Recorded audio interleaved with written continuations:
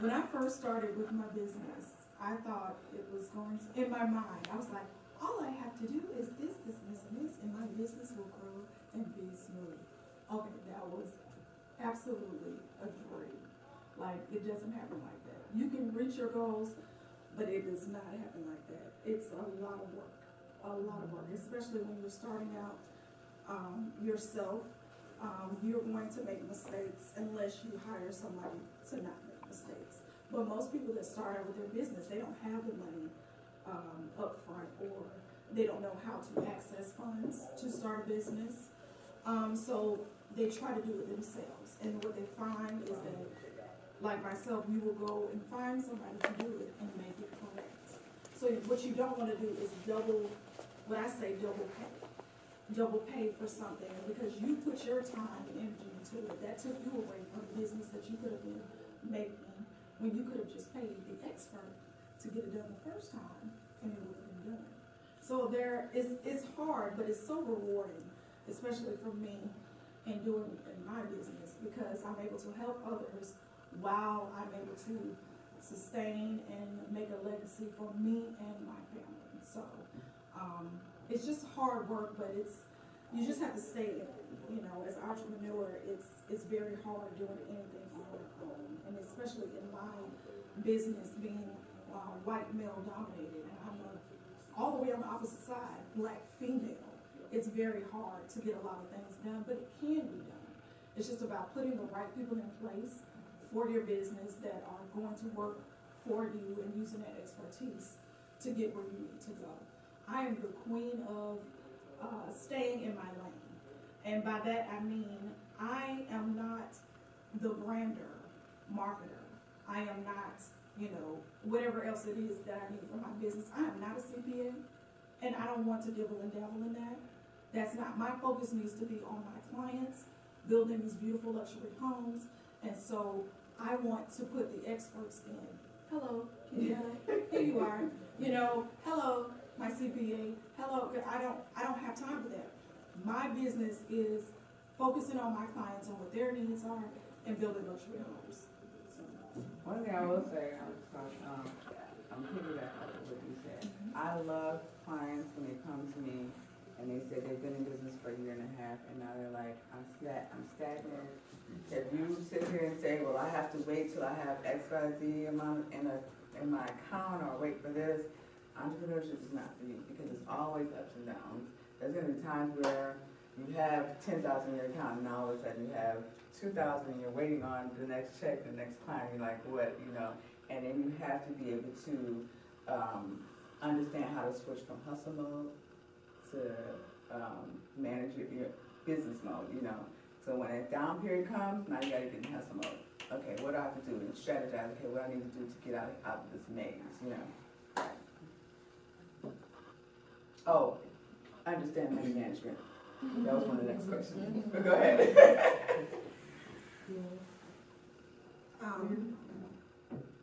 Entrepreneurship, I'm glad you said that, because it is not for everyone. It is not. If you don't have what I call faith, okay?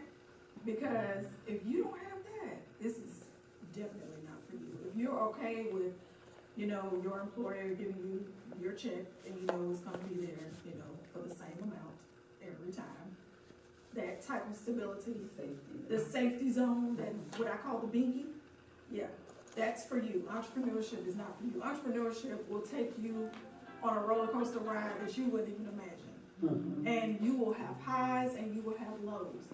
And if you don't have that faith to honestly believe in yourself that you can do it, it starts with you. The business does not grow with this person or that person. Not your business. It starts with you. So if you don't have that faith and that drive, you're right. Entrepreneurship is not for you. If you have that, if you know that you can, if you're that person like, I can do it. I know I can do it. I believe in myself, then yes, entrepreneurship is for you. And trust me, you're going to have to remind yourself over and over and over again that when you started, this was something that you knew you could do and that you're going to do it. So that's my take on that. Yeah, that's definitely. Oh yes. You cannot give up. Okay, you gotta keep moving. Gotta keep going. Or, you may need the money, but you have got to have the faith in yourself and believe that you can do that and it's gonna come, but you gotta work hard at it, okay? Because you can take a job, and I'm telling you from experience, okay? You can take a job, a client on, and you know that that client is not gonna be good for you, and they're just gonna be just hell, okay? and then all of a sudden, one thing goes wrong, and then your name is messed up, you know? Or you find yourself working for less minimum wage. Exactly, yeah. For a whole lot. Exactly. So know your worth. That's the number one thing. Know your worth, okay, in your business. And when you set your business up, a lot of times I see a lot of entrepreneurs, they look at, what the next person is charging versus doing your research and seeing what the average is for the industry in your area and charge that. You know, and then when you create value within your product, people are going to pay. Never be afraid that people are not going to pay your rates. Okay, if you design and create value within your product and within your business, okay, but it's all about marketing. Understand marketing. In the very beginning of your business, marketing is 90% of your business. You know, so that's that. Well, the original question was added characteristics. Patience, obviously. Patience. A lot of them.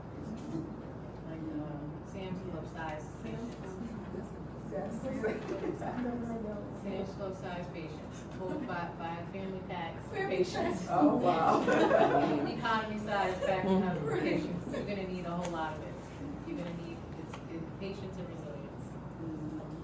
So I guess the next big question is the big question, the money question. Yes. When you're first starting your business, how important is it to understand your P&L, your budget before you go into the business? Did you actually sit down and see how much is it going to cost me to run this business? You know, did you do that? And if you didn't, what mistakes did you learn from it? Or, you know. When I said that I stay in my lane, so when I'm building homes, I can tell you exactly how much everything's gonna cost. When I look at something and assess it, I know how much square footage we're gonna need, how much the framing is gonna be. I can estimate all of that in my head and put it on paper. Now, that's because I love what I do. Now let's talk about what it costs to maintain the business. That's where things get fuzzy. Because remember, I don't want to do that. That's not my expertise. So it took a lot of mistakes to get to where I am now, where everything is just, it just flows. But that took, I need a CPA. I have a lot of money running through my business account. And at the end of the year, even though I do my own Excel sheet for each property, there's so many other things that I paid for in my business that I could either write off, or just for me, I need to know, what did I spend on marketing this year? What did I spend on supplies? What did I spend on, oh God, there's so much I spend money on. Insurance. I mean, it just goes on and on, but that's not my expertise. But I do need to know that as a business owner, what all expenses did I spend my money on? I can say, oh yeah, it took me $535,000 to build this home. But what about everything else? What about my assistant, the phones, our emails, the website, Instagram marketing, videography, photography, photo shoots? It's so much more that goes into your business that I know I wasn't good at, because that's not my expertise, but I need someone to hold me accountable. So in the beginning, yes, you will make mistakes if you don't have the proper people in place with that type of expertise. So like I tell people in my business, you pay me for my mistakes. That's why you pay me. You pay me for my mistakes. You don't have to make the same mistakes that I did. I'm going to take your hand and walk you through where I'm going to show you everything, so you don't have to make those same mistakes. And I think that's why we're all here, because I don't want you guys to make the same mistakes that I did. So whatever help I can give, letting and educating people, I'm always doing it. And I also self-educate all the time. I'm always re-educating myself. I mean, it seems like every month I'm learning something new, that how my business is changing, the more techie we get. You know, it used to be, oh, we're just doing color renderings for a home that I'm building. Now it's 3D. So I had to go and take a class for that. So again, you're paying me for mistakes that I made before. You're paying me for my expertise. To know your numbers and to keep an account of everything you spend and what you make. Because as a business owner, eventually you're going to want to grow. And what does that mean? Alone. Well, how are you going to present yourself to your lender? What does that look like? What are you saying to the lender? I should loan them this amount of money because they have a good business sense. That's going to be so important. I cannot stress how important that is going to be. So numbers matter. Every dime, penny, nickel needs to be accounted for. Yeah. Networking. Let's talk about networking. Right? Like you go to networking events. When you go to networking events, don't go to networking events with the intention to sell. Go with the intention to build relationships. Okay. Because I might come and I'm speaking to her, and it's like I'm not going to sell. She may be the connection to somebody else. She may not need my services, but I built that personalization, that relationship with her. She's like, you know what? I know somebody who needs your services.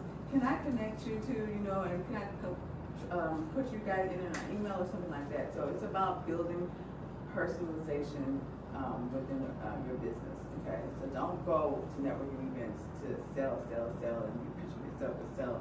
Because nobody wants to be like shoved down their throat. I do this, I do that. You need this, you need that. Build a relationship, and then all that's you become a gate opener. They become a gate opener for you as well.